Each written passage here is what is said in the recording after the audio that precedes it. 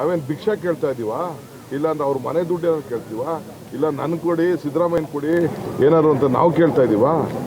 ನಾವು ಕೇಳ್ತಾ ಇರೋದು ರಾಜ್ಯದ ಬಡವರಿಗೆ, ಕಾರ್ಮಿಕರಿಗೆ, ಕೂಲಿ ಕಾರ್ಮಿಕರಿಗೆ, ರೈತರಿಗೆ ಅನ್ಯಾಯ ಆಗಿರೋದಕ್ಕೆ ಸರಿ ಮಾಡಿ ನೀರಿಗೆ, ನೀರಿನ ಬವಣೆಗೆ ನಾವು ಸರ್ಕಾರದಲ್ಲಿ ಅಷ್ಟೋ ಇಷ್ಟೋ ನಮ್ಮ ಕೈಲಾದ ದುಡ್ಡು 2,000 ರೂಪಾಯಿ ಕೊಟ್ಟಿದ್ದೀವಿ, ನೀರು ಬವಣೆ ಸೌಸಿದ್ದೀವಿ, ಹುಲ್ಲು ಕೊಟ್ಟಿದ್ದೀವಿ, ಗೋಶಾಲೆ ಕಟ್ಟಿದ್ದೀವಿ, ನಾವೇನೋ ಮಾಡಿದ್ದೀವಿ. ಈಗ ಲೆಕ್ಕ ಹಾಕೊಂಡ್ರೆ ಇನ್ನೂ ಡಬಲ್ ಇದೆ. 50,000 ಕೊಟ್ಟ ಮೇಲೆ ನಮಗೆ ಲಾಸ್ ಇದೆ.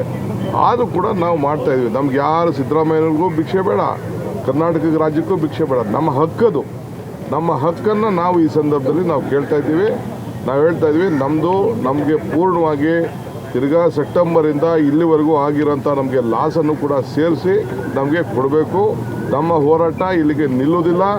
ಎಲೆಕ್ಷನಲ್ಲಿ ಕೋರ್ಟಲ್ಲಿ ಉಗಿತಾ ಇದ್ದಾರೆ ಅಂತ ಆದಮೇಲೆ ಇದನ್ನು ಒಂದು 3,000 ಕೋಟಿ ರೂಪಾಯಿನ ಪೇಪರ್ ಕೊಟ್ಬಿಟ್ಟು ಯಾವಾಗ ನಾವು ಉಪಯೋಗಿಸೋದು?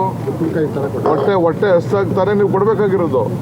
ಈಗ ಮಳೆ ಇನ್ನೇನು ಬರ್ತದೆ, ನಾವೇನು ಮಾಡಿದೆವ್ರು, ನೀವು ಕೊಡದೆ ಹೋದ್ರು ನಾವು ಸರ್ಕಾರ ನಡೆಸ್ತಾ ಇದ್ದೀವಿ. ನಮ್ಮ ಗ್ಯಾರಂಟಿ ಇವತ್ತು ಜನರ ಬದುಕನ್ನು ಆಗಿ ಈ ಭಾವನೆನ ತಪ್ಪಿಸಿದೆ. ಮುಖ್ಯಮಂತ್ರಿಗಳು ನೇರವಾಗಿ ಅವ್ರ ಅಕೌಂಟ್ಗೆ ರೈತರಿಗೂ 2,000 ರೂಪಾಯಿ ಅಕೌಂಟ್ ಕೂಡ ಹಾಕಿದ್ದಾರೆ. ಆದ್ದರಿಂದ ನಮ್ಮ ಪ್ರತಿಭಟನೆ ಹೋರಾಟ ಮುಂದುವರಿತದೆ. ಇದು ದಳದವರು BJP ಇಬ್ಬರೂ ಸೇರಿಕೊಂಡು ಇಬ್ಬರು ಈ ರಾಜ್ಯಕ್ಕೆ ಯಾರು ದ್ರೋಹ ಮಾಡಿದ್ದಾರೆ ಅಂದರೆ, ರಾಜ್ಯಕ್ಕೆ ದ್ರೋಹ ಮಾಡಿದ್ದಾರೆ ಅಂತಂದರೆ BJPಯ ಮುಖಂಡರುಗಳು, ದಳದ ಮುಖಂಡರುಗಳು ಇಬ್ಬರು ಕೂಡ ಈ ರಾಜ್ಯದ ದ್ರೋಹಿಗಳವರು,